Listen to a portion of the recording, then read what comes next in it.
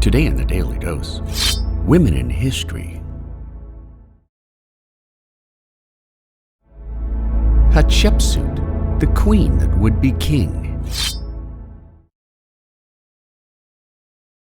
When Egyptologist Herbert Windlock unearthed a pit in the Great Temple Complex at Deir el-Bahri, across the Nile from the ancient sites of Thebes and Karnak, during his explorations in early 1927, he found smashed statues of the ancient pharaoh Hatshepsut, who was the sixth pharaoh of the 18th dynasty and perhaps the most successful female queen to ever rule over Egypt.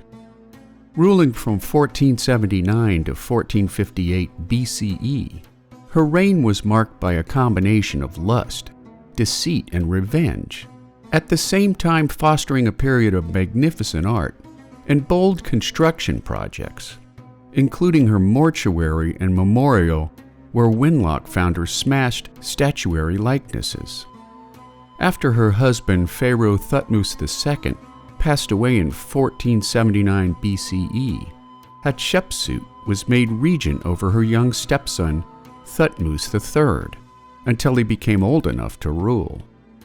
Instead, a few years later she usurped power and crowned herself pharaoh, demanding that any artistic renderings of her likeness be portrayed with bulging male muscles and a traditional pharaonic false beard, leading many historians to point to acts of outlandish deception, aberrant behavior, or both.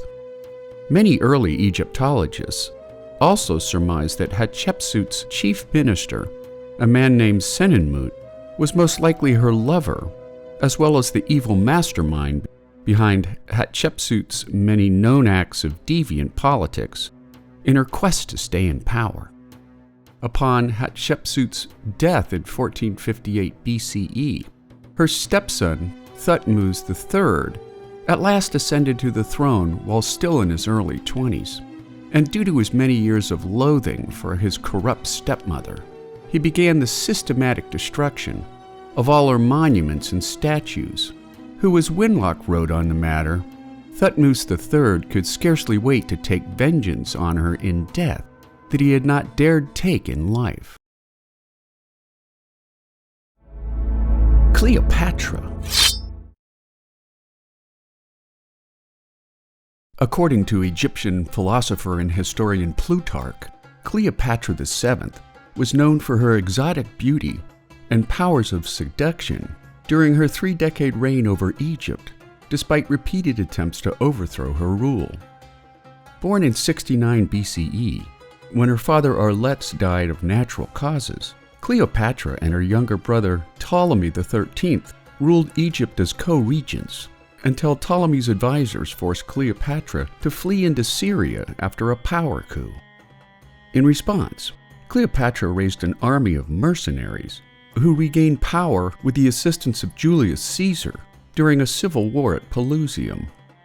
Caesar and Cleopatra became lovers in the process, and when the couple gave birth to a child, Egyptians nicknamed the boy Little Caesar. Sometime around 46 to 45 BCE, Cleopatra traveled to Rome to visit Caesar, returning in March of 44 after the leader was murdered by Brutus and Cassius. According to Plutarch, and later famously dramatized by William Shakespeare, in 42 BCE, after Mark Antony and Octavian defeated Brutus and Cassius in the battles of Philippi, Mark Antony summoned Cleopatra to Turkey, where he was seduced by her charms.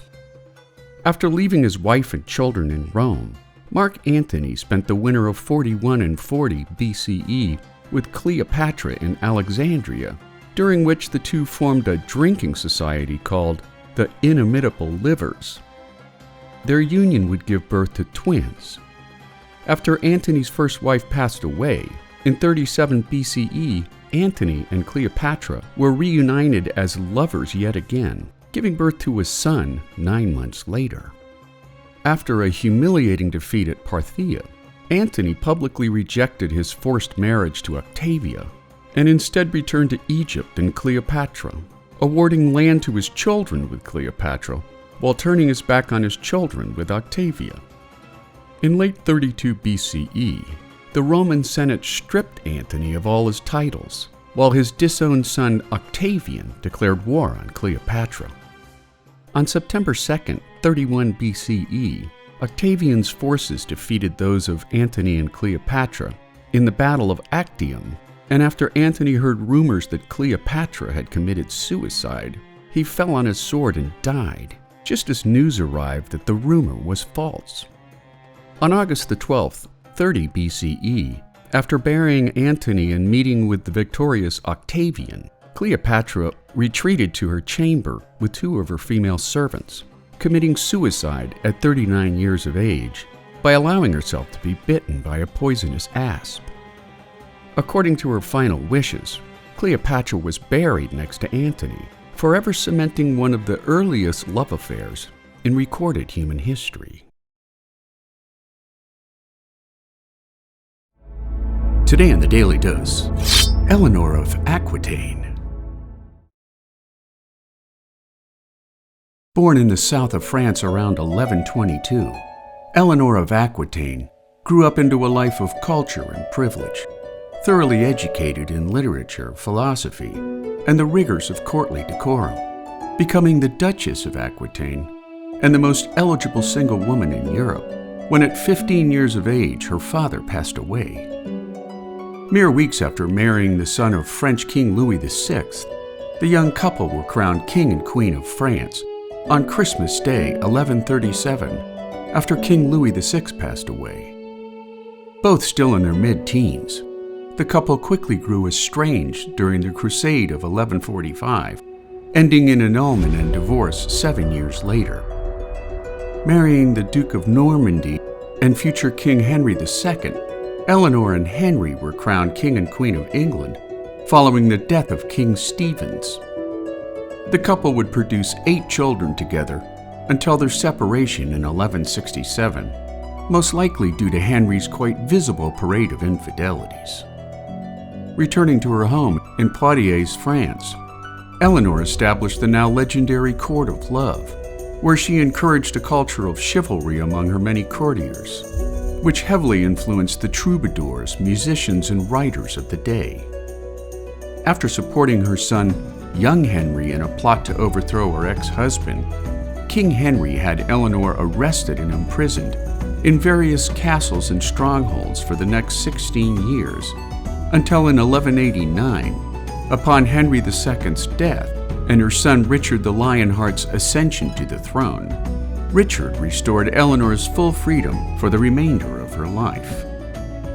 After Richard the Lionheart took his father's place to lead the Third Crusade, upon his death in 1199, Eleanor lived to see her youngest son John ascend to the throne, where he employed his mother as an ambassador envoy to France. She would go on to support John's rule against a coup d'etat by her grandson Arthur, before retiring from court to the celibate life of a nun at Fontevraud Abbey, where she passed away in 1204, making Eleanor of Aquitaine one of the most legend-packed royals of medieval Europe. And there you have it, Eleanor of Aquitaine, today on the Daily Dose. Get your nerd on with the Daily Dose. And if you enjoyed today's episode, share the link with a friend or colleague so that they too can learn something new every day. Joan of Arc. After English King Henry V became ruler of both England and France, following a 1420 English victory and peace treaty during the 100 Years' War, at age 13, French peasant Joan of Arc began hearing voices from God that told her to push English invaders out of her homeland before reinstating deposed Crown Prince Charles of Valois to the throne. When her father insisted on an arranged marriage for his 16-year-old illiterate daughter, Joan convinced a local magistrate that her vow of chastity and her instructions from God disqualified her for marriage. At last cleared to travel, Joan rode to the nearby city of Vaucouleurs, a stronghold of French resistance to English rule, where she tirelessly promoted her claims of divine instruction regarding French independence, at last gaining approval to make the 11-day journey to the Crown Prince's palace at Chinon. Cropping her hair and dressing in men's clothing, Joan's continued persistence landed a meeting with the Crown Prince, where despite her complete lack of military training, she convinced the would-be king to let her lead a French offensive against English forces, laying siege to the city of Orleans. Dressed in white armor and riding atop a massive white steed, Joan led a series of French assaults on English choke points around Orleans, forcing the Anglo-Burgundians to retreat across the Loire River.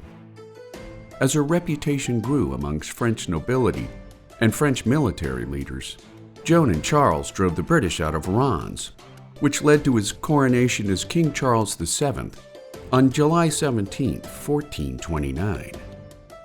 In the spring of 1430, at the new king's behest, Joan attacked English forces at Compiègne, where she was thrown from her horse and taken prisoner by the British. Convicted of witchcraft, heresy, and dressing as a man, after King Charles made no effort to save her life, in May of 1431, Joan signed a confession denying any divine guidance from God. On the morning of May 30th of that same year, Joan was burned at the stake in the old marketplace of Rouen at the still tender age of 19. Death did little to dampen her fame when 20 years later, Charles VII ordered a new trial to clear her name, while in 1909, Joan was beatified by Pope Pius X, followed by her canonization by Pope Benedict XV in 1920, making the life and divine visions of Joan of Arc the patron saint of France. Bloody Mary. The sole surviving child of Henry VIII's marriage to Catherine of Aragon, Henry claimed that Mary I was not of his issue after his remarriage to Anne Boleyn, and while Mary was removed from succession to the throne, she was eventually reinstated in 1543 by both Henry's will and a parliamentary law called the Third Act of Succession. When Mary's half-brother Edward assumed the throne at the tender age of 9, Edward, like his now dead father, wrote Mary out of succession to the throne, naming his Protestant cousin Lady Jane Grey as next in line to be queen. In what many historians believe to be a brilliant coup d'etat of political survival, after Edward's untimely death, Mary ascended to the throne as the first non-consort queen of England. A devout Catholic despite her father's Protestant reforms, Mary reverted the nation back to Catholicism, restoring papal supremacy while reinstating Roman Catholic bishops. She also revived old heresy laws to solidify her religious reconversion of England, earning her nickname Bloody Mary when she ordered nearly 300 alleged heretics burned at the stake. The fourth royal in the line of Tudor succession, at age 37, Mary wed Philip of Spain in 1554, primarily to produce an heir that would prevent her Protestant half-sister Elizabeth from succeeding her to the throne. That same year, Mary faced a Protestant rebellion led by landowner Thomas Wyatt, who was later executed at Tower Hill, while Mary's half-sister Elizabeth was imprisoned at the Tower of London for her alleged involvement in Wyatt's plot. On April 30th, 1555, celebrations broke out throughout London on reports that Mary had given birth to a healthy son. The rapidly spreading rumor proved false, while Mary's apparent infertile condition later inspired Philip to live a carefree life in various destinations around Europe. During Mary's 5-year reign, she successfully restructured the British economy, revitalized the navy, reorganized the militia, and adroitly managed Parliament, at the same time ensuring that the crown would continue along the legal line of Tudor succession. She passed away on November 17, 1558, most likely from cancer, which made her half-sister Elizabeth the new Queen of England, making the short life of Bloody Mary a reign of terror for British Protestants everywhere. Anne Hutchinson. Born Anne Marbury in 1591 Lincolnshire, England. After her Puritan minister father passed away, she married William Hutchinson in 1612, working as a midwife and herbalist while holding Bible sessions in her home for other women. A staunch follower of Puritan minister John Cotton, when King Charles I began a systematic persecution of Puritan sects that had strayed from the sanctioned teachings of the Church of England, Cotton fled to Boston, followed by the Hutchinsons and their 10 children. Working as a midwife and healer, Hutchinson held religious meetings in her home, expanding upon her belief that heaven was attainable, not by good behavior or sinless acts, but by worshiping God directly with heartfelt purity. Holding 2 meetings a week with up to 80 people at each meeting, John Cotton and other Puritan clerics soon saw Hutchinson as a source of possible separatist dissension within the Massachusetts Bay Colony. After sending spies to her sermons, Cotton and other concerned clergymen passed resolutions forbidding Hutchinson from holding meetings in her home. After she ignored repeated orders to cease and desist, in 1637, several months pregnant, she was called before a general court, where for the next 2 days, her biblical prowess was challenged by a group of men led by Cotton.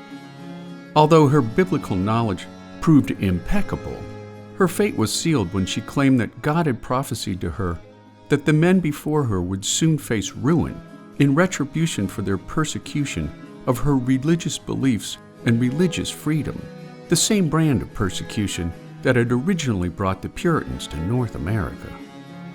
Charged with heresy and banished from Massachusetts Bay Colony, along with anyone else who supported her beliefs, Hutchinson lived under house arrest until the springtime, when she and 30 other families moved to the island of Aquitaine, where together they founded Portsmouth, Rhode Island. Losing her child to a miscarriage, Cotton would preach that Hutchinson's stillbirth was punishment from God, while Massachusetts Bay Colony Governor John Winthrop recounted physical descriptions of many children delivered by Anne as devil-like clawed creatures. Unable to escape their unending wrath, after her husband passed away, she moved to the shores of Long Island Sound, near New Amsterdam, where she lived until her death in the summer of 1643, when she and 15 others were brutally slain in an attack by Siwanoy warriors, making the life and preaching of Anne Hutchinson one of the most outspoken women in early American history. Giulia Tofana, the Poison Queen of Italy. Born around 1620 in Palermo, Sicily, an island off the southwestern coast of Italy long known for its mafia corruption, Giulia Tofana learned her craft of making agua tofana from her mother, Tofania D'Adamo, the later executed on July 12, 1633, for poisoning her own husband. Carrying on the family tradition, Giulia and her understudy daughter, Girolama Spara, moved first to Naples and later to Rome to escape mounting suspicions by local authorities, setting up a network of apothecary shops to sell legitimate anti-aging cosmetics for women, while under the table, they sold agua tofana for wives trapped in abusive or loveless marriages. In 17th century Italy, men were afforded unlimited rule over women, who in turn suffered untold abuses by their husbands due to a woman's lack of standing in society and scant opportunities to better their situation without a man. Short on options, women could marry and hope for the best, that their choice was a kind and loving man, while many abused women of the wealthier class sometimes turned to Giulia's apothecary shop for a much more lethal tincture to hide amongst her many lotions and creams positioned on her nightstand or vanity. Oftentimes labeled as Manna of St. Nicholas of Bari, which was a popular healing ointment meant to treat blemishes, aqua tofana was a blend of lead, arsenic, and belladonna that was odorless, tasteless, and virtually undetectable, making many women wealthy widows in the wake of their matricidal application of agua tofana, with some sources pinning the death toll at 600 lives. Steeped in mystery, urban folklore, and possible embellishment, Giulia Tofana worked in close alliance with her daughter and a group of trusted associates. One purported to be a Catholic priest. According to some sources, Giulia's business thrived in Rome for more than 2 decades until she was sold out by a woman who added agua tofana to her husband's soup. As the story goes, the woman later pointed the finger at Giulia after she confessed her crime during an interrogation by local authorities. A second version of Giulia's death tells of her apprehension in Rome before she and her daughter were executed upon their forced confession, while a third version, supported by most credible historians, points to her death by natural causes in 1651, before anyone was aware of her murderous enterprise, making the life of Giulia Tofana a masterful femme fatale of 17th century Europe. Goody Two-Shoes.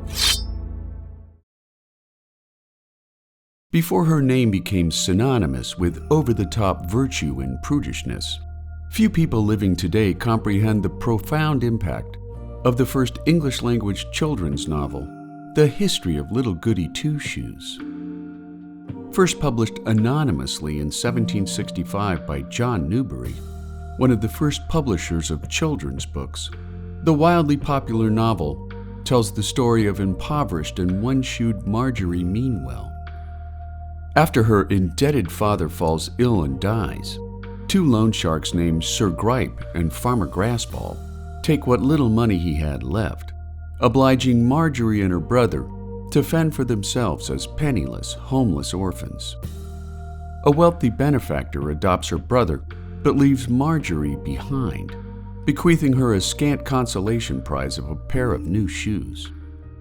Overcome with excitement and joy, she runs through her town, exclaiming to a clergyman's wife, "2 shoes, ma'am, 2 shoes," earning her nickname amongst the villagers at large. During a time when women and girls were considered incapable of governing themselves, Marjorie Meanwell's adventures offered a starkly different narrative regarding gender norms of the day. Over the course of this Cinderella-like story, Marjorie Meanwell chronicles her struggles to teach herself to read, to stand up for animal rights, to overcome accusations of witchcraft, to foil a major robbery, to open a school and to earn her own living without the assistance of a man, achieving an educated, self-made womanhood in stark opposition to what 18th century British society thought women were capable of. Considered by many scholars to be the work of Anglo-Irish writer Oliver Goldsmith, Goody Two-Shoes became wildly popular with young readers in the 18th and 19th centuries, breaking all social and literary barriers of the day, while teaching young readers foundational values such as generosity, the benefits of hard work, and the fundamental virtues of an educated mind. Over the later part of the book, Marjorie teaches her students to focus on meditative, critical thinking with the prop of a hat she dubs her considering cap, which is the first reference in English literature of a thinking cap, making Goody Two-Shoes a breakout rebellion against 18th century expectations of what a woman could be.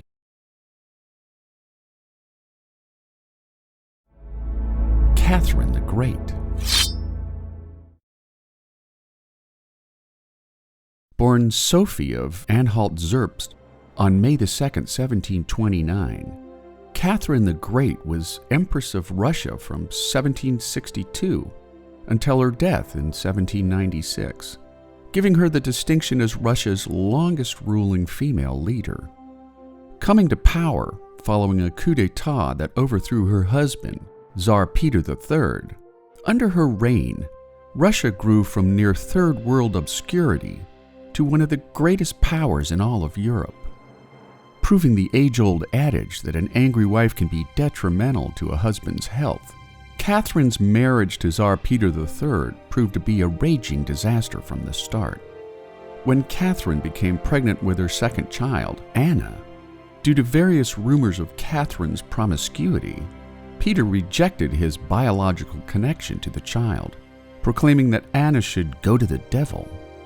Catherine wrote in her diary that I used to say to myself that happiness and misery depend on ourselves, and to improve her sense of happiness, she conspired with other political opponents to Tsar Peter, leading to his assassination on July 8, 1762. While his assassins remain unclear, after an autopsy, Peter's official cause of death was labeled a severe attack of hemorrhoidal colic and an apoplexy stroke.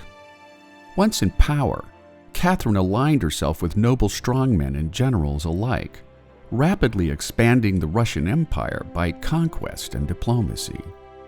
In the south, the Crimean Khaganate was crushed following victories over the Ottoman Empire in the Russo-Turkish Wars, followed by the colonization of the Novorossiya territories along the coast of the Black and Azov Seas.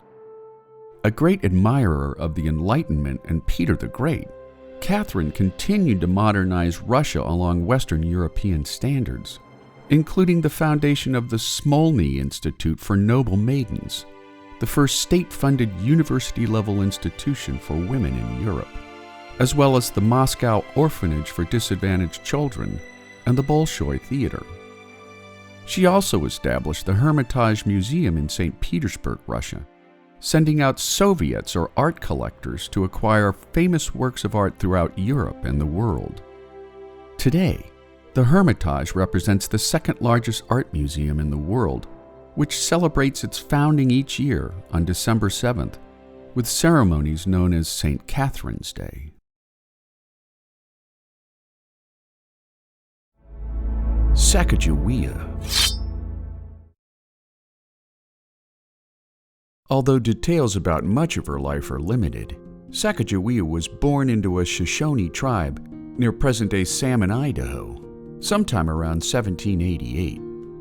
At age 12, Sacagawea and several other young Shoshone girls were kidnapped during a deadly raid by Hidatsa warriors, before being sold into a non-consensual marriage to French-Canadian fur trapper Toussaint Charbonneau.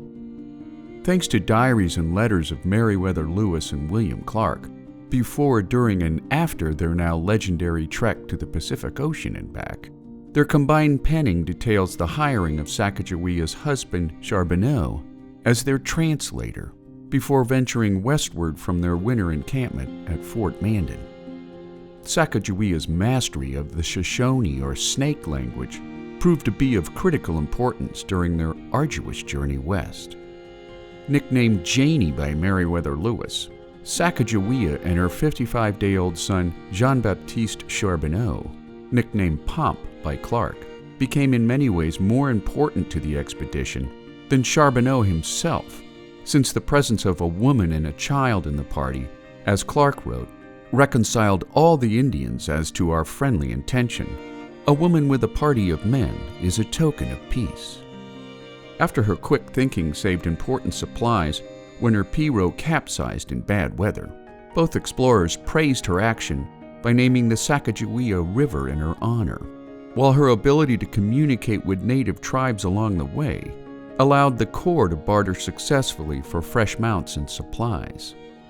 Because of her knowledge of the Rocky Mountains, in July of 1806, Sacagawea advised the explorers to cross into the Yellowstone River Basin at present-day Bozeman Pass, which later became the optimal route for the Northern Pacific Railway's eventual path across the Continental Divide.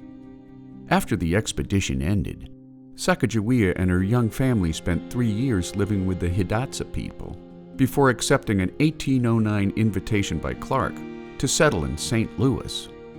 Following the birth of her second child named Lizette, Sacagawea passed away on December 20th, 1812, at the tender age of 25, following a protracted battle with typhus. According to Missouri Orphans Court records, her children, 10-year-old Pomp and 1-year-old Lizette, were formally adopted by William Clark on August 11, 1813, making Sacagawea a short-lived yet vital asset during one of the greatest journeys in American history. Ada Lovelace, the first female computer programmer.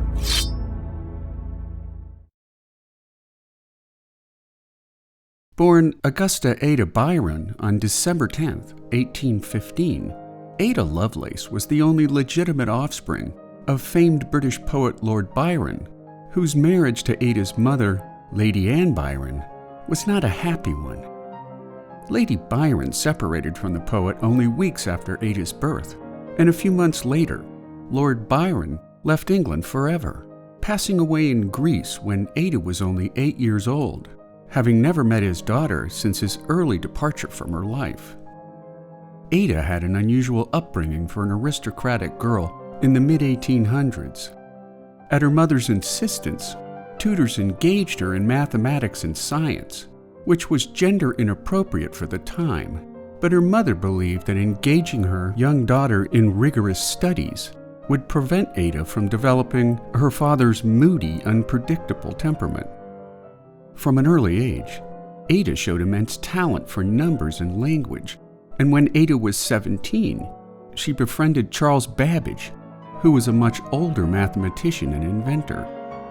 Known as the father of the modern computer, Babbage invented the difference engine and the analytical engine, which were meant to perform mathematical calculations independent of the human mind. Lovelace was later asked to translate an article on Babbage's analytical engine that had been written by Italian engineer Luigi Federico Menabrea for a Swiss journal, and while she expertly translated the original French text into English, she also added her own thoughts and ideas for an improved analytical engine, which turned out to be 3 times longer than the original article. Her extensive notes described how algorithms and codes could be created for the device to handle letters and symbols along with numbers. She also theorized a method for the engine to repeat a series of instructions, a process known as looping, which computer programmers use extensively to this day. Lovelace's article attracted little attention when she was alive, while she would later be singled out during the age of computing as the first female computer programmer in history. Sadly, in her later years she tried to develop mathematical formularies for winning at gambling, which failed so miserably that she was plunged into severe financial distress. She died from uterine cancer in London at the age of 37, only to be buried in a graveyard next to a father she never knew. Harriet Tubman. Born into slavery in 1820 Dorchester County, Maryland. At age 12, Harriet Tubman suffered a severe head injury when she stepped in front of an overseer about to hurl a heavy object at a runaway slave. Her good deed would leave her with recurrent headaches and narcolepsy for the rest of her life, while making her an unattractive prospect for slave buyers. In September of 1849, when 2 of her brothers were about to be sold away from her family, Harriet convinced them to escape with the help of the Underground Railroad, and while the brothers ultimately backed out, Harriet traveled 90 miles north to freedom in Pennsylvania. After the passage of the Fugitive Slave Act of 1850, which allowed runaway slaves and freed blacks alike to be captured and re-enslaved, Harriet became a conductor on the Underground Railroad, establishing her own network that led no less than 70 enslaved people to freedom in Canada, including her own elderly parents. "I never ran my train off the track, and I never lost a passenger," she once proclaimed. After war broke out in 1861, Harriet was recruited by the Union Army to assist fugitive slaves at Fort Monroe, while working as a nurse, cook, and laundress, using her knowledge of herbal medicines to treat sick Union soldiers and freed slaves alike. 2 years later, Harriet was recruited to lead an espionage network for the Union Army, where she provided critical intelligence about Confederate Army supply routes and troop movements, while helping to free Southern slaves for service in black Union regiments. After war's end, Harriet married Civil War veteran Nelson Davis in 1869, settling with family and friends on land she owned in Auburn, New York. And while she remained illiterate her entire life, she toured parts of the Northeast speaking on behalf of the women's suffrage movement, working with such notables as Susan B. Anthony. In 1896, Harriet purchased land next to her home, opening the Harriet Tubman Home for Aged and Indigent Colored People, and due to her own advancing age and lingering symptoms from her youthful head trauma, Harriet eventually moved into her namesake rest home in 1911, where she passed away from pneumonia on March 10, 1913. Today, Harriet Tubman's legacy of activism and bold works lives on in a number of schools and museums that bear her name, while the story of her life has been routinely portrayed in books, movies, and documentary films. Sojourner Truth. Born Isabella Baumfree in 1797, Sojourner Truth escaped from slavery at age 29, forced to leave 4 of her 5 children behind when she fled to New Paltz, New York. When her previous owner attempted to illegally sell her 5-year-old son Peter, she filed a lawsuit that awarded her custody of her son, making her the first black woman to successfully sue a white man in a U.S. court of law. Committing to preach the Word of God in 1843, she changed her name to Sojourner Truth before joining a Massachusetts abolitionist group in 1844, where she met leading abolitionist figures like Frederick Douglass. Later, at an 1851 Women's Rights Convention in Ohio, Truth spoke powerfully about equal rights for black women, where she purportedly posed the question, "Aren't I a woman?" which has since been challenged by historians as a less than accurate accounting of her words. What isn't in doubt is that many of Truth's speeches moved audiences throughout her life as an evangelical activist, winning her audiences with leading suffragettes such as Elizabeth Cady Stanton and Susan B. Anthony. In tandem with escaped slave and famous activist Harriet Tubman, Truth helped in the recruitment of black soldiers during the Civil War, where she worked at the National Freedmen's Relief Association in Washington, D.C., urging Americans to donate food, clothing, and other supplies to freed black refugees. Her abolitionist activism soon caught the attention of President Abraham Lincoln, who invited her to the White House in October of 1864, where he showed her a Bible given to him by African Americans living in nearby Baltimore. She also displayed her disdain for hypocrisy while in Washington by riding on whites-only streetcars in protest of the segregationist sentiments of the time. 2 years after the end of the Civil War, Truth retired to Battle Creek, Michigan, where several of her daughters lived, passing away at home on November 26, 1883, at the age of 86, although her headstone shows her age to be 105 at the time of her death. Sojourner Truth's life of preaching and civil rights activism can best be summed up in a speech she delivered in 1863, when she said, "Children, who made your skin white? Was it not God? Who made mine black? Was it not the same God? Am I to blame, therefore, because my skin is black? Does not God love colored children as well as white children? And did not the same Savior die to save the one as well as the other?"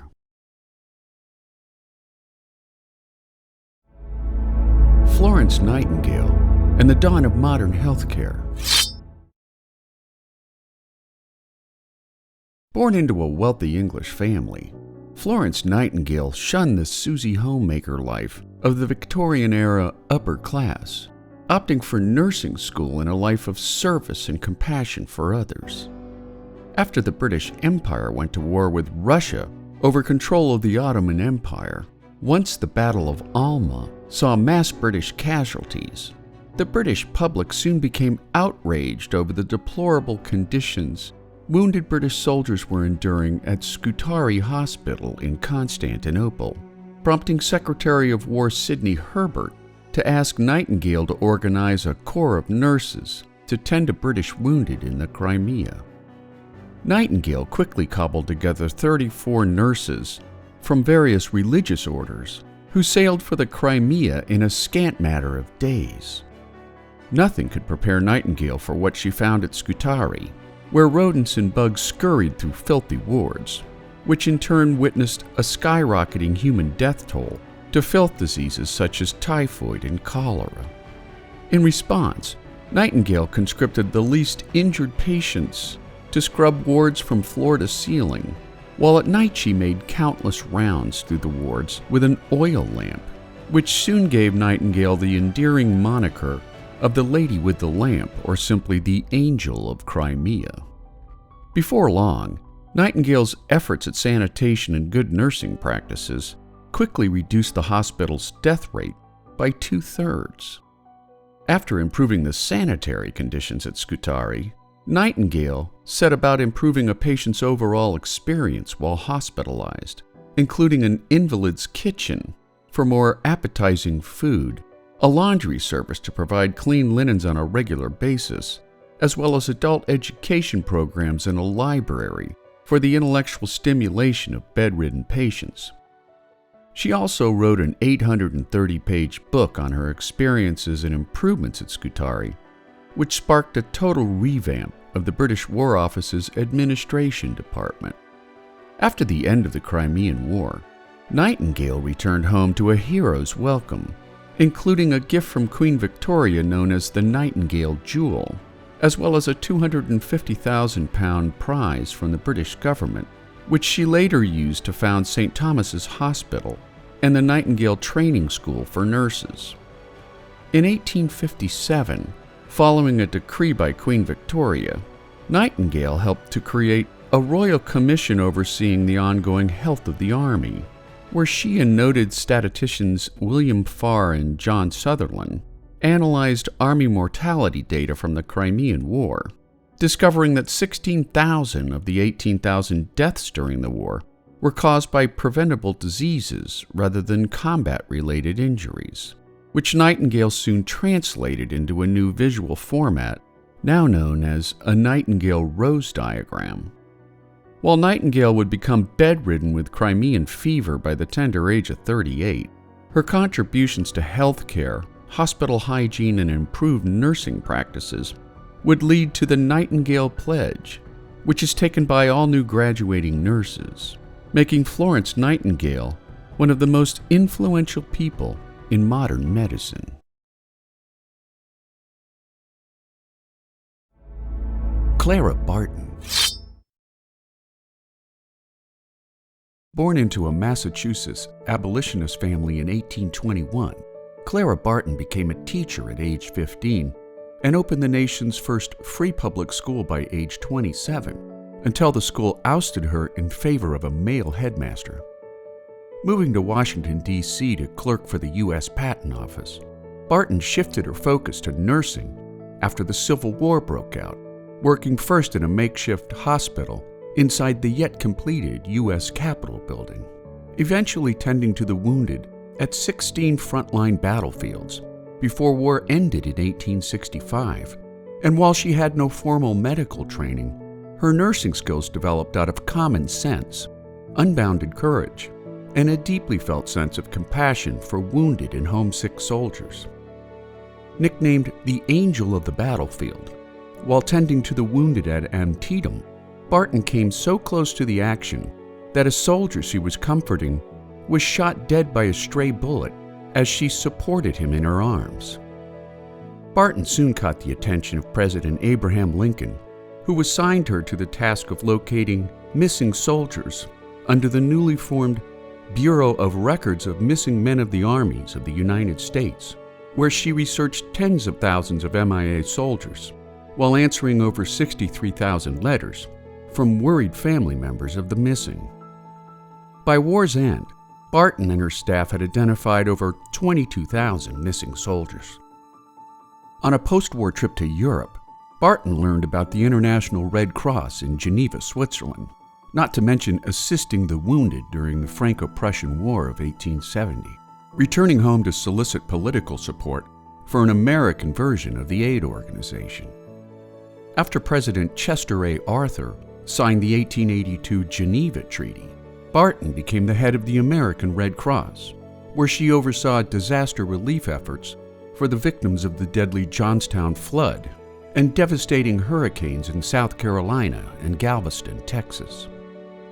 Her dictatorial style and alleged financial mismanagement forced her to resign in 1904, affording her the time to establish the National First Aid Association of America 1 year later, which worked hand in hand with local fire departments across the U.S., creating some of the first ambulance brigades in the nation.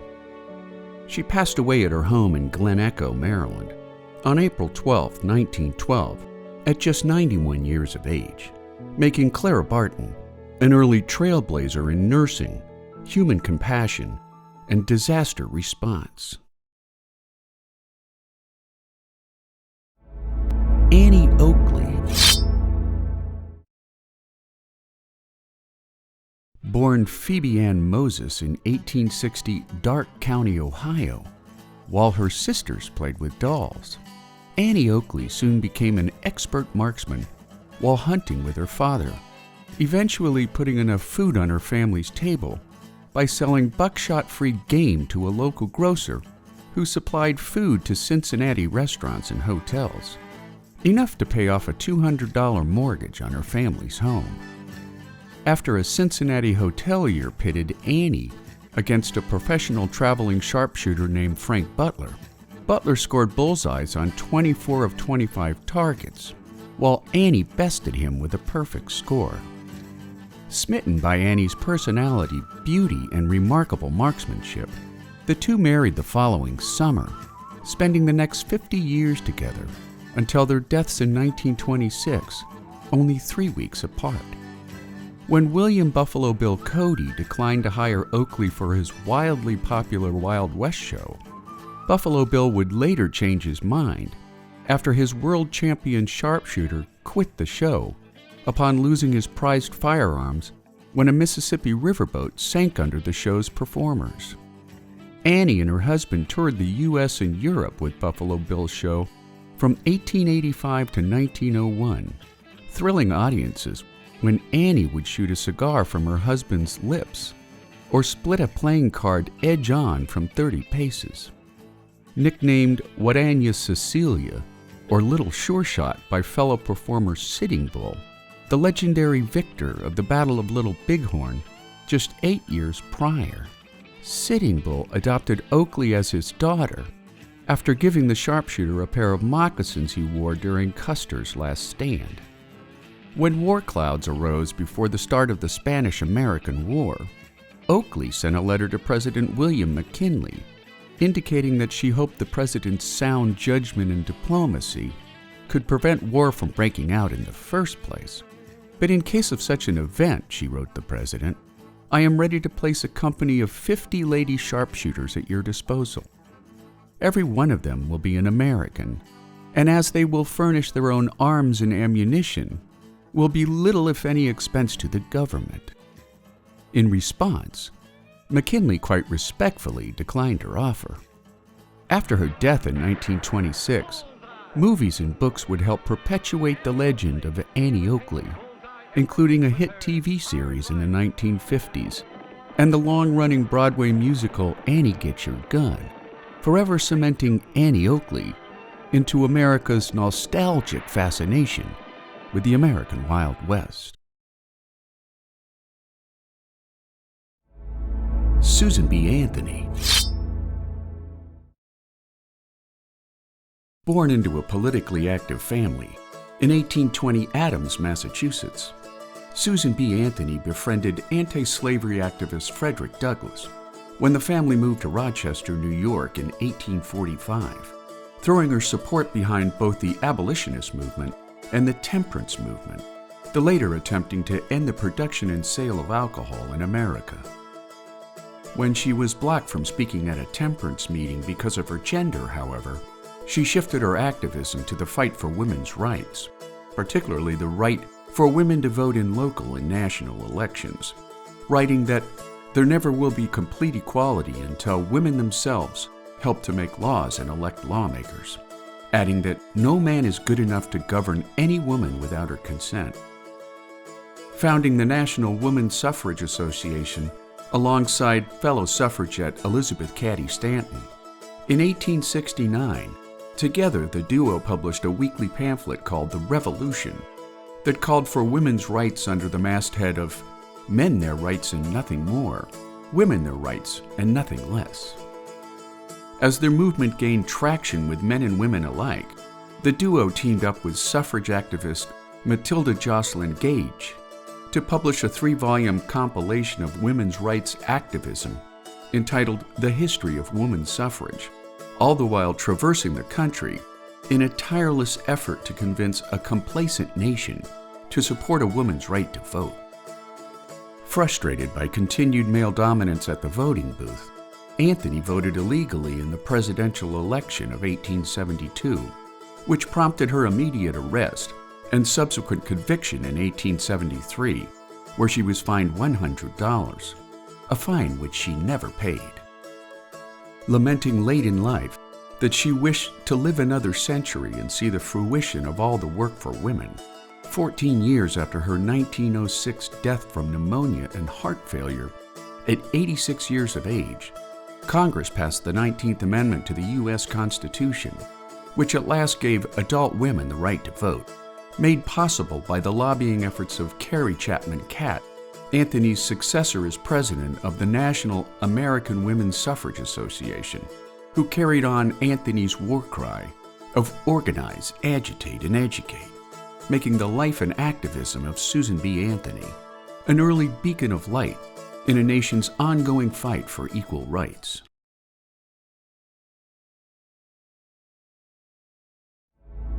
Typhoid Mary.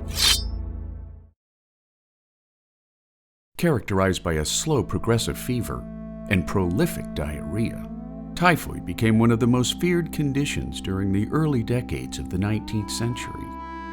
Today we know that typhoid is dependent upon people for transmission, passed human to human by poor sanitation or contamination by human waste. In the early 19th century, however, a young Irish immigrant chef named Mary Mallon created a social predicament that set new legal boundaries concerning the rights of the individual versus public safety at large. In the summer of 1906, New York banker Charles Henry Warren rented a summer home from the Thompson family of Oyster Bay, Long Island. Besides the usual cadre of maids and gardeners, Warren hired Mary Mallon to be the family's summer cook until one of the Warrens' daughters fell ill on August 27th, followed by Mrs. Warren, 2 maids, a gardener, and a second Warren daughter. Fearing that no one would ever rent their summer home again, the Thompsons hired experienced sanitation engineer George Soper to investigate. Suspecting Mary Mallon as an otherwise healthy carrier, Soper traced her employment history back to 1900, discovering that Mallon had held 7 different jobs as a cook, infecting 21 people with typhoid and causing the death of 1 young girl. When Mallon refused to give Soper the necessary samples for a positive ID of typhoid, he returned with Dr. Josephine Baker and 5 policemen, prompting Mallon to lunge at Soper with a knife before fleeing the property. Capturing Mallon 5 hours later, the police took her by force to the health department on North Brother Island, where she began a long string of legal battles in an effort to regain her freedom. After 4 years of imprisonment, Mallon was set free on the promise that she would never cook for other people again. Yet 5 years later, in 1915, the Sloan Maternity Hospital in Manhattan suffered a typhoid outbreak that infected 25 patients and caused 2 confirmed fatalities. Evidence pointed to a recently hired cook, one Mrs. Brown, a pseudonym an enraged public would soon discover, for Mary Mallon. Mallon was sent back to North Brother Island for the remainder of her life, suffering a massive stroke 17 years later, which left her with complete left-side paralysis. She died 6 years after that on November 11, 1938, after spending nearly half her life in solitary confinement, making the name Typhoid Mary synonymous with infectious disease. Madam C.J. Walker. Born Sarah Breedlove on Christmas Eve, 1867, the future Madam C.J. Walker grew up on a sharecropping plantation in Louisiana, moving in with her older sister Lavinia when she was orphaned at age 7. Working cotton fields with her sister, at age 14, Walker married Moses McWilliams, mainly to get away from her abusive brother-in-law. And when McWilliams passed away in 1887, Walker became a single mom for her 2-year-old daughter. In an attempt to escape crushing poverty, in 1889, Walker moved to St. Louis, where 4 of her older brothers ran a barbershop, joining the African Methodist Episcopal Church, where she grew inspired by the leading black men and women of the city. Struggling with alopecia or hair loss, ongoing financial difficulties, and health issues relating from her years of hard labor, in 1904, Walker's life took a turn for the better when she joined African-American entrepreneur Annie Turbo Malone's burgeoning hair loss business. Moving to Denver as a saleswoman for the company, Walker married ad man Charles Joseph Walker, renaming herself Madam C.J. Walker before launching her own line of hair products and straighteners with a mere $1.25 investment.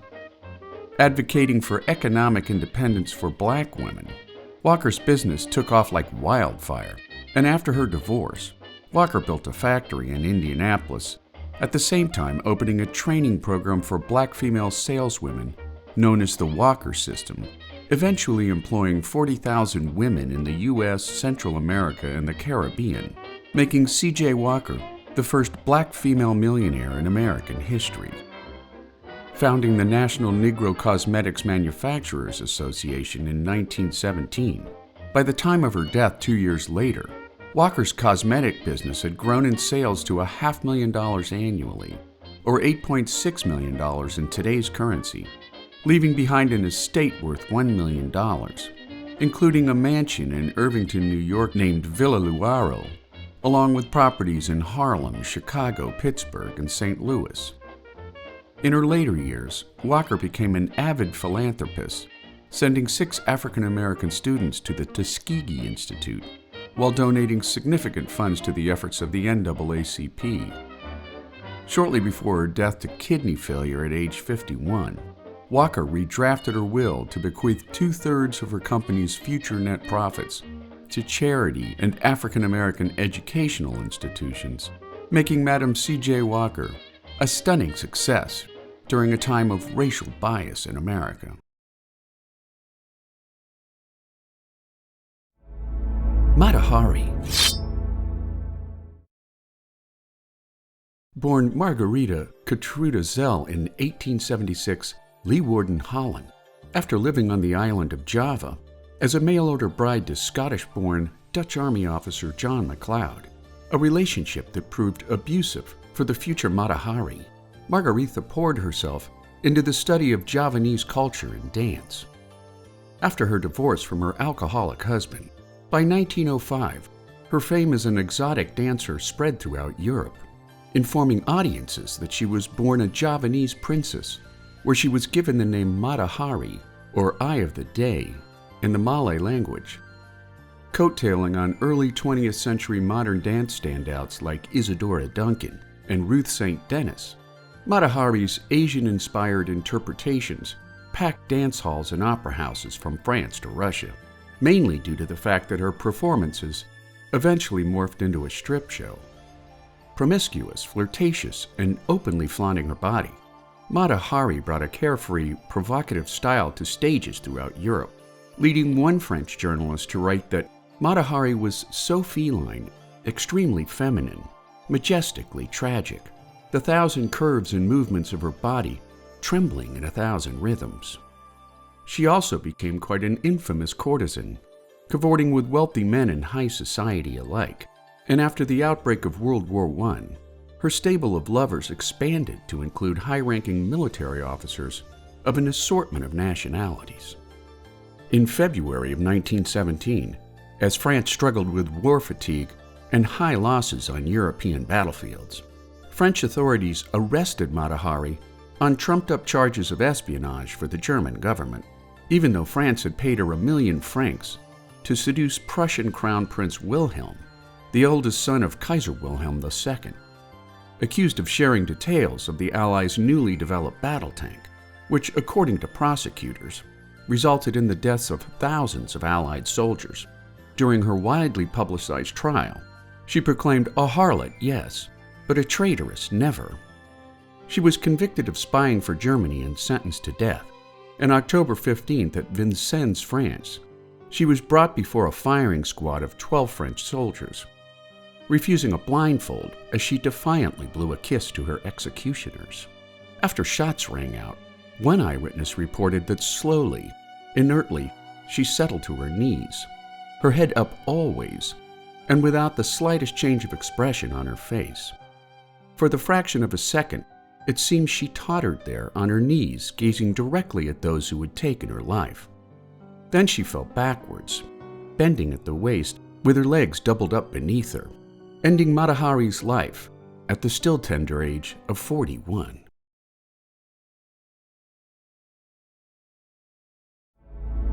Amelia Earhart flies the pond.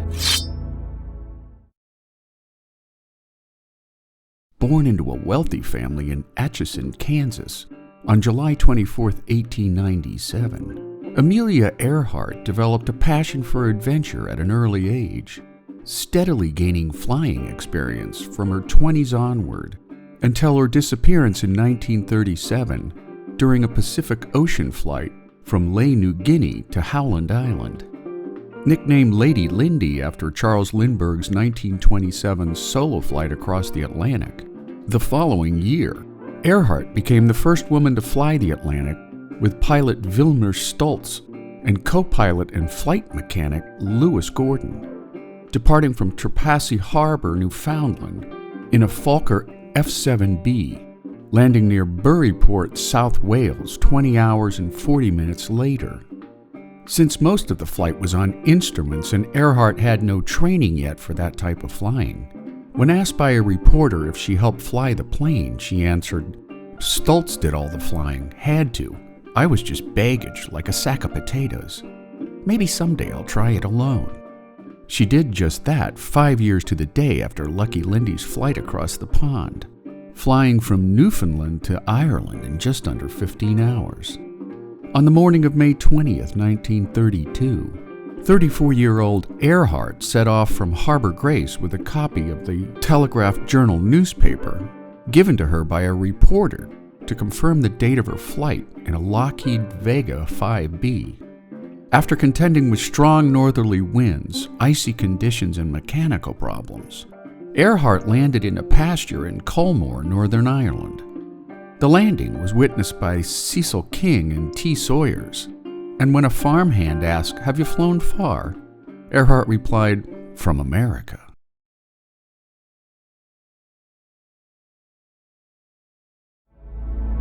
Babe Didrikson Zaharias.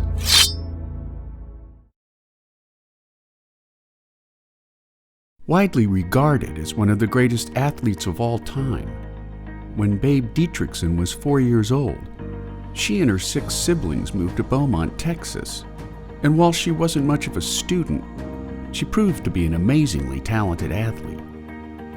When she was 21, she gained worldwide attention at the Amateur Athletic Union Championship in July of 1932, when in less than 3 hours, she competed in 8 different track and field events, winning 5 and tying for first in a 6th.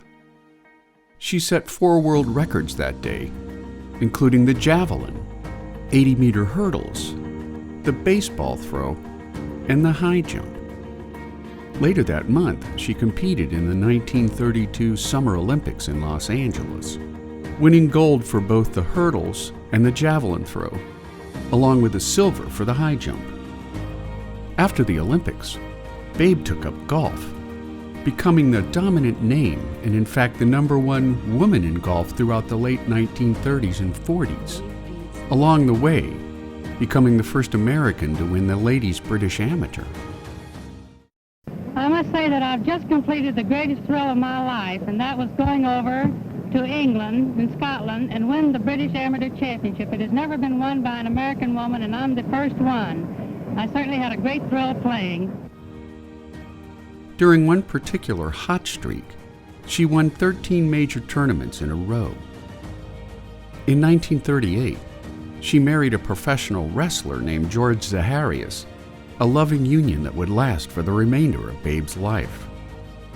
Besides her reputation as the greatest female golfer to ever play the game, Babe also excelled at baseball, softball, diving, basketball, boxing, and ice hockey, while her skills as a harmonica player landed her a recording contract with Mercury Records.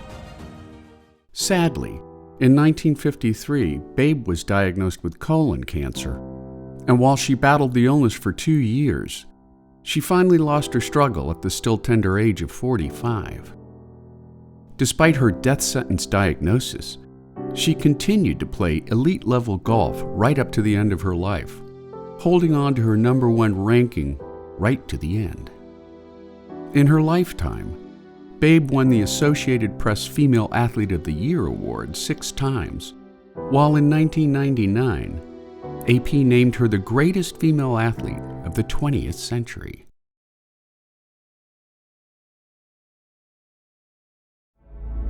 Bonnie and Clyde. During the hardscrabble days of the Great Depression, gangsters like John Dillinger and Pretty Boy Floyd captured the public's attention with their brazen violence and matinee idol good looks, until a shootout with police in 1933 Joplin, Missouri, elevated Bonnie Parker and Clyde Barrow to near superstar status due to their youthful good looks and lengthy track record of murder, armed robbery, and outright contempt for the law.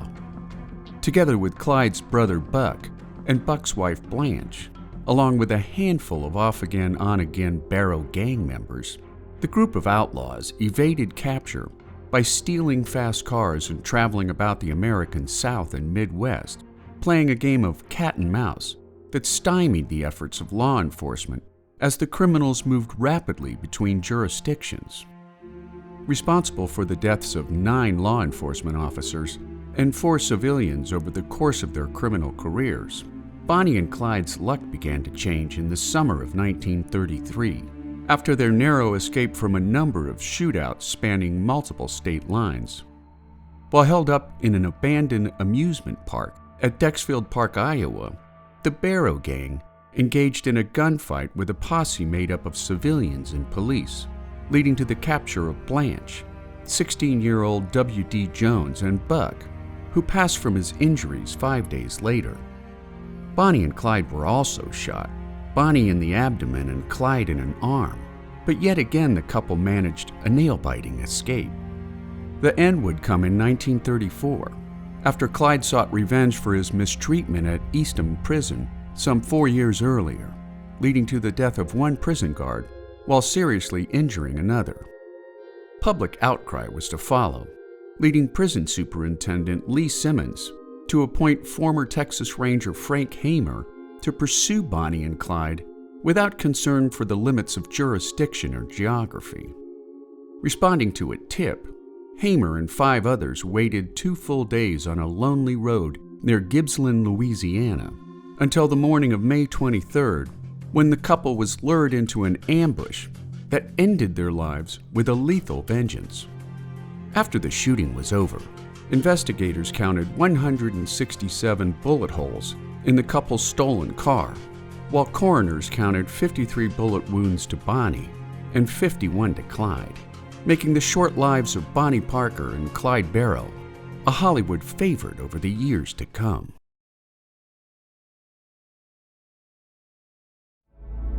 Eleanor Roosevelt.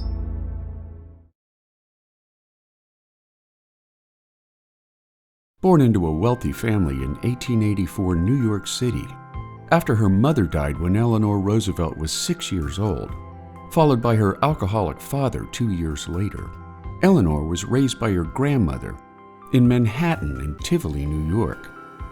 A serious and awkward child, Eleanor was educated by private tutors until age 15, spending the next 3 years at a private girls' school in England, before returning stateside to marry the future four-term President of the United States, Franklin D. Roosevelt, her fifth cousin once removed.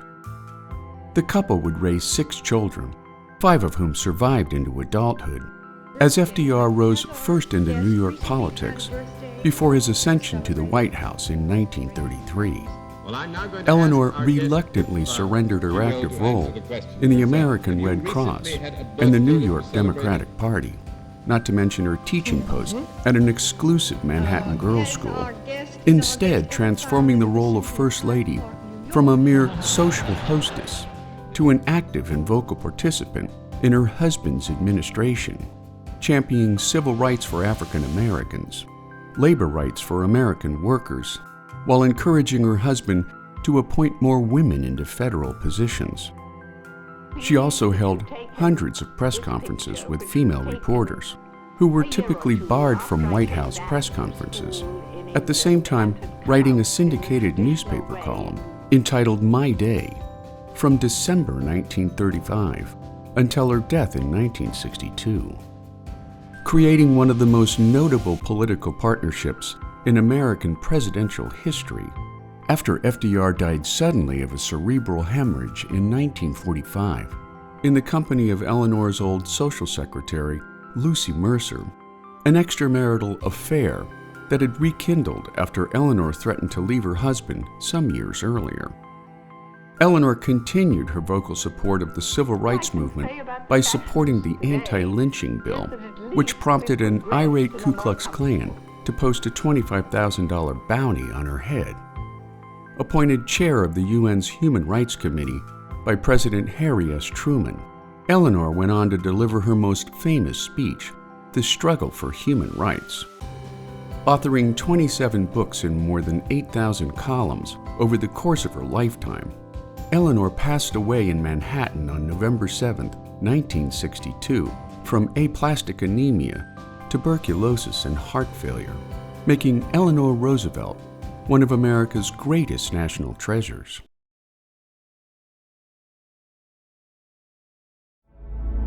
The Night Witches of World War II.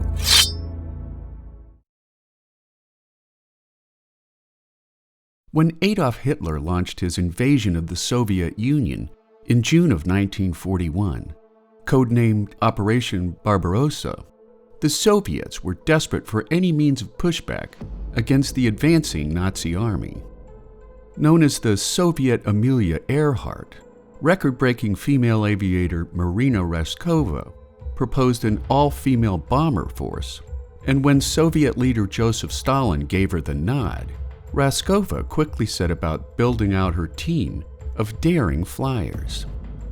Of 2,000 applicants, mainly women who had lost brothers or sweethearts to Nazi aggression, Raskova handpicked 400 for advanced flight training, which would be compressed into months rather than years.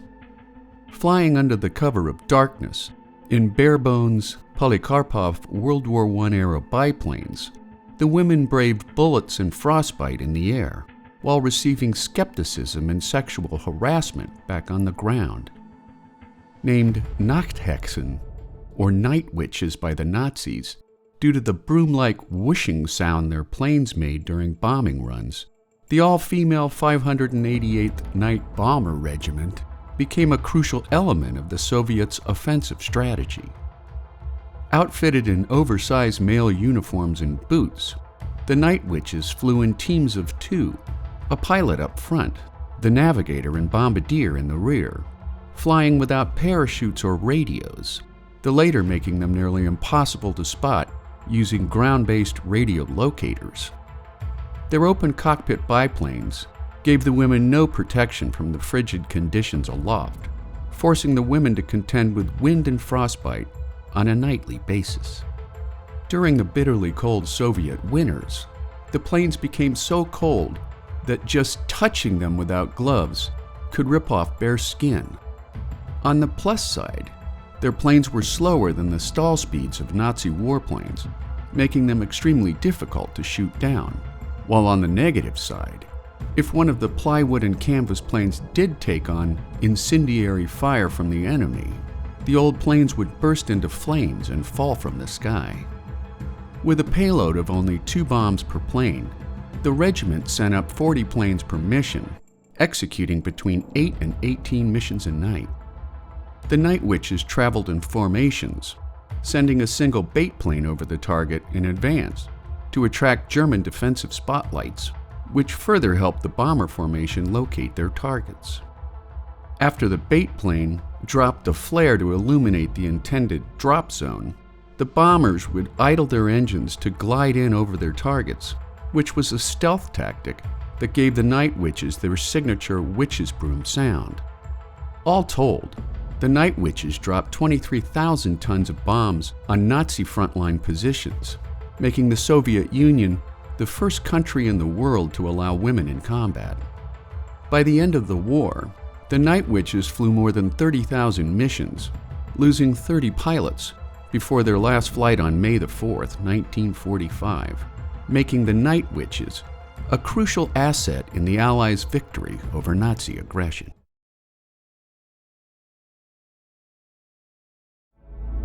Rosie the Riveter.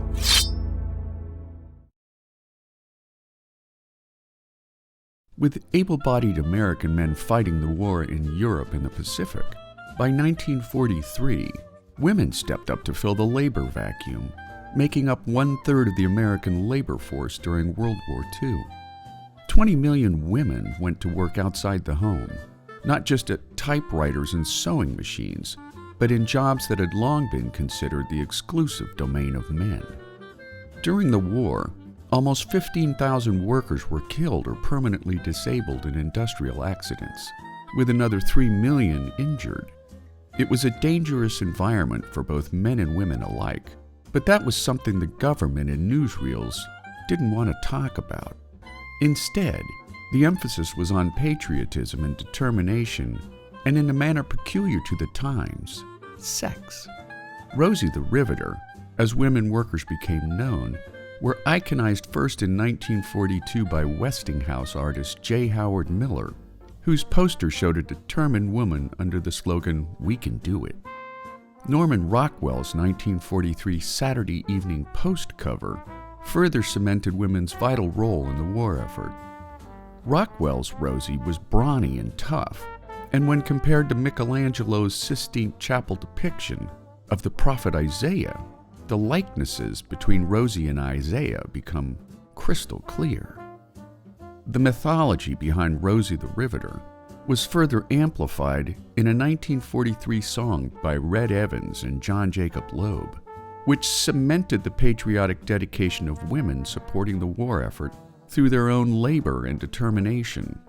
Most working Rosies didn't realize it at the time, but this first mass wave of women in the workforce was the beginning of the women's liberation movement, proving that women could do a man's job and hold their own in any work environment. Since war's end, many Rosies recall that they felt good about what they were doing, along with a special bond between the women who each felt that they were doing their part to bring an end to Nazi and Japanese aggression.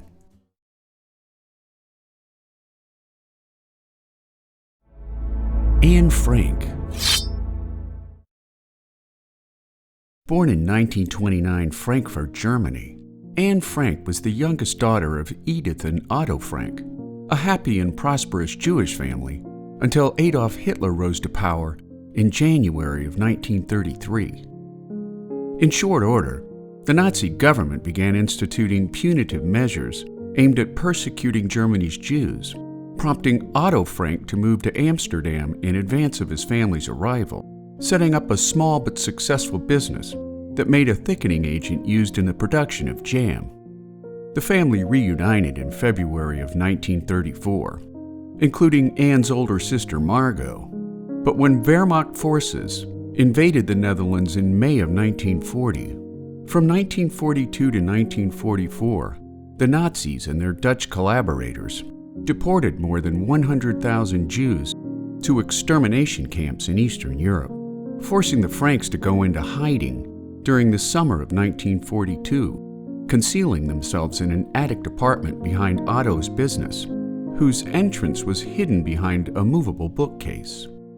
4 others soon joined the Franks in hiding, making the secret annex, as Anne referred to the place, a tense relationship at best, made worse by a complete lack of fresh air or outdoor activities, as well as their need to remain silent during daytime hours to avoid detection by the workers below. Living in constant fear of being discovered by the Nazis, the shut-in survival relied on Otto's employees, who risked their lives smuggling food, supplies, and news into the secret apartment. In an attempt to rise above her frustrations, fears, and anxieties, Anne began recording her feelings and insights in a diary, writing about typical teenage emotions, arguments with her mother and sister, as well as mature insights about the inhumanity of war.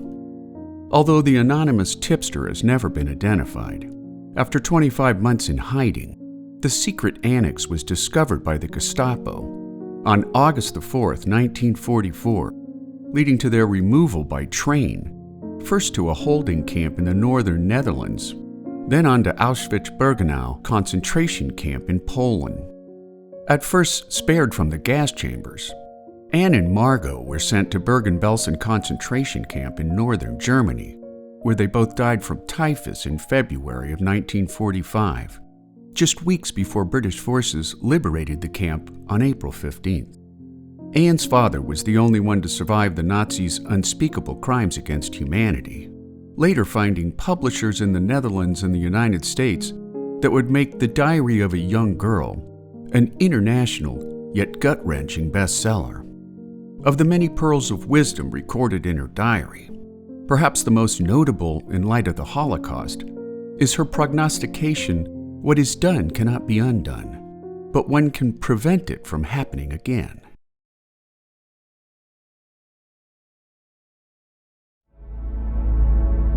Mother Teresa.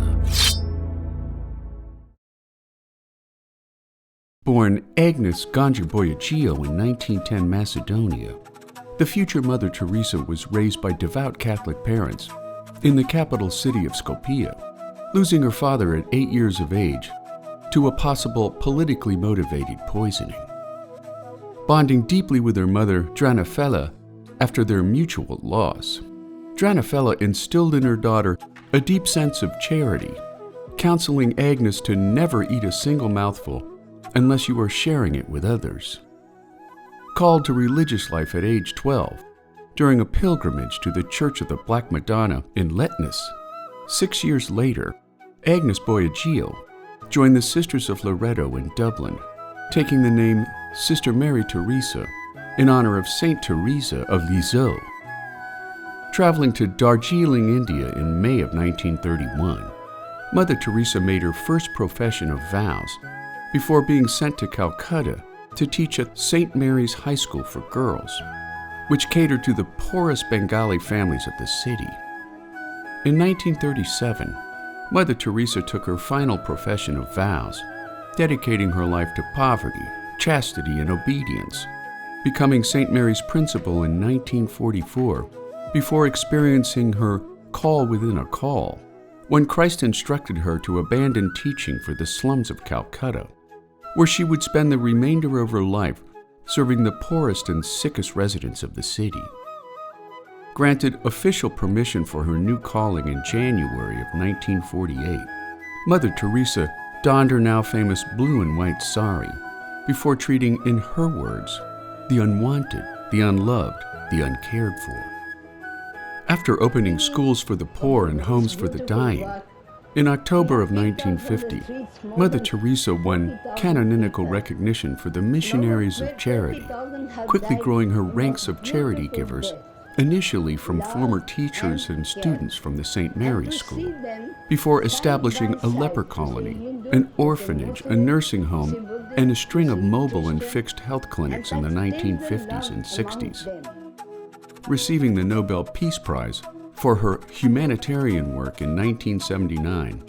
During the 70s, 80s, and 90s, Mother Teresa spread her charitable work throughout the world, building an organization that numbered 4,000 sisters and thousands of volunteers.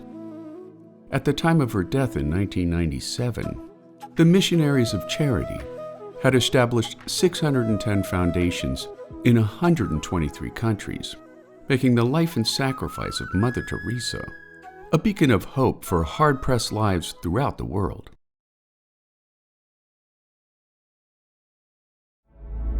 Rosa Parks and the Montgomery bus boycott of 1955.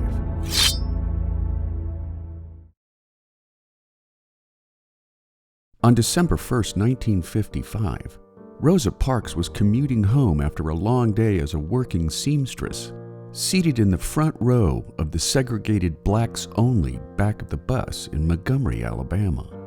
When the front of the bus filled up with too many white passengers, driver J. Fred Blake asked Parks and 3 others to vacate their seats, and while the other riders complied, Parks had reached a tipping point in the segregated South. Refusing to give up her seat, she was promptly arrested and fined $14. Her arrest would trigger a second tipping point when black civil rights leaders and black bus riders alike kicked off a bus boycott, demanding equal rights as American citizens.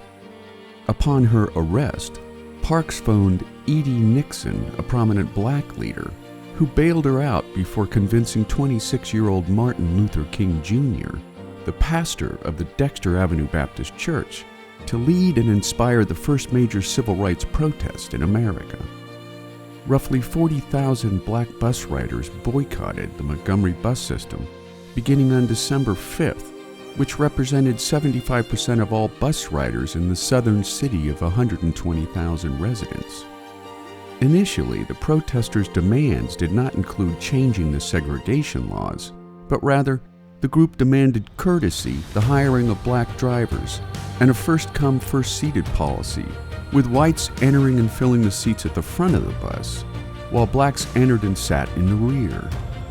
Ultimately, however, a group of 5 black Montgomery women affiliated with the NAACP, the National Association for the Advancement of Colored People, sued the city, seeking to have busing segregation laws totally invalidated. As a result of Montgomery's bus boycott, on June 5, 1956, a Montgomery federal court ruled that any law requiring racially segregated seating violated the 14th Amendment to the U.S. Constitution, which was adopted after the Civil War and guaranteed all Americans, regardless of race, equal rights and equal protection under state and federal laws. The city of Montgomery appealed the case to the U.S. Supreme Court, which upheld the lower court's decision on December 20, 1956. The boycott ended the following day, 381 days after it began.